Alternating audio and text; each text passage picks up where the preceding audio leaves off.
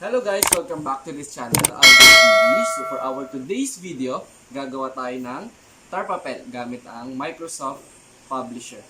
Bago kayo sa channel na ito, huwag niyong kakalimutang mag-like, subscribe at pindutin na rin ang notification bell para updated kayo sa mga susunod pa nating video. Ang salitang tar papel ay galing sa pinaghalong salitang tarpaulin at papel. Ang tar papel ay kadalasan na rin ginagamit ng mga guro para sa kanilang kagamitang panturo, mga estudyante, mga taong gustong gumawa ng tarpaulin para sa mga birthday celebration. At ngayon, ipapakita ko sa inyo kung paano nga ba gumawa ng tar papel gamit ang Microsoft Publisher. Pumunta tayo sa ating Publisher Office. At pag na-open na natin ito, makikita natin ang mga template na pwede nating magamit. Marami ng given na template si Publisher. So, punta tayo sa More Blank Pages. May mga template na si Publisher na maaari natin magamit sa paggawa ng tar papel. Or pwede rin tayong gumawa ng paper size na gusto natin or template na gusto natin sa paggawa. Pero sa atin ngayon, gagawa tayo ng poster na may size na 24 by 24 inches. So ito na ang ating size na napili. So 24 by 24 inches. So pag nandiyan na tayo, pwede na natin diyang ilagay kung ano ba ang gusto nating gawa ng tar papel. So in my case, gagawa ako ng chart para sa aking 3 taong gulang na anak. Gagamitin itong panturo sa kanya.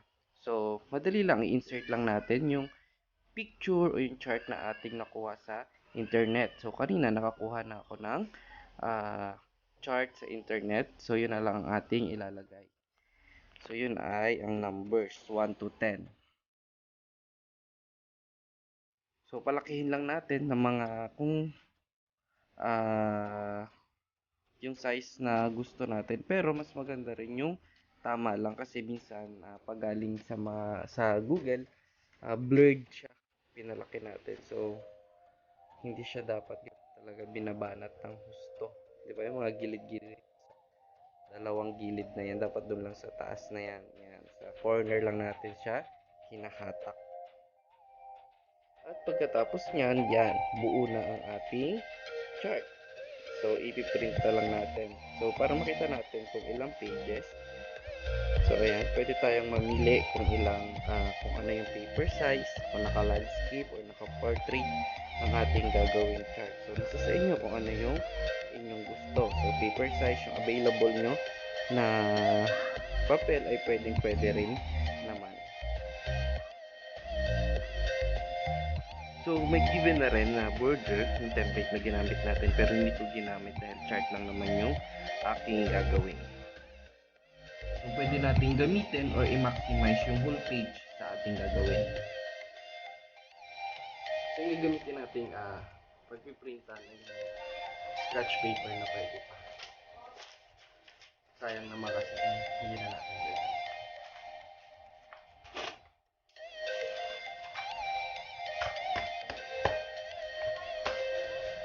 Pero, make sure no yung mga stapler para hindi masira yung ating printer. Printan natin.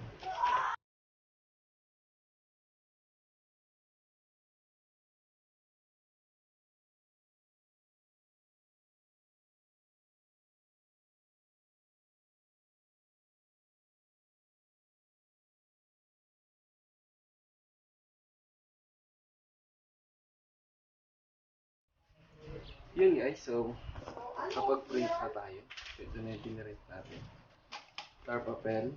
So gagamit tayo ng glue, gunting, tsaka packing tape para mapagkipit-kipit natin.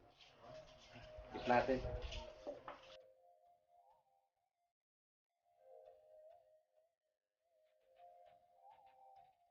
So, itabi muna natin at patutuyuin.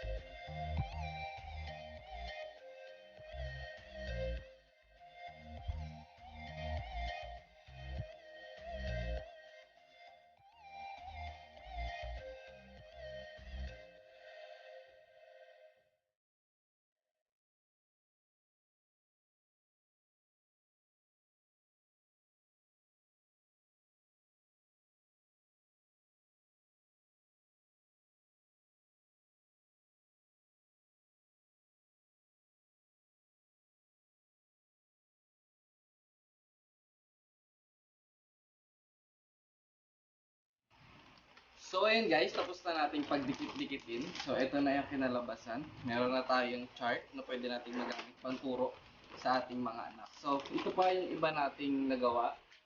Shapes, basic colors, alphabet. So yun yung mga pwede nating gawin sa ah ngayong ECQ, mga pwede nating gawin para libangin yung mga bata.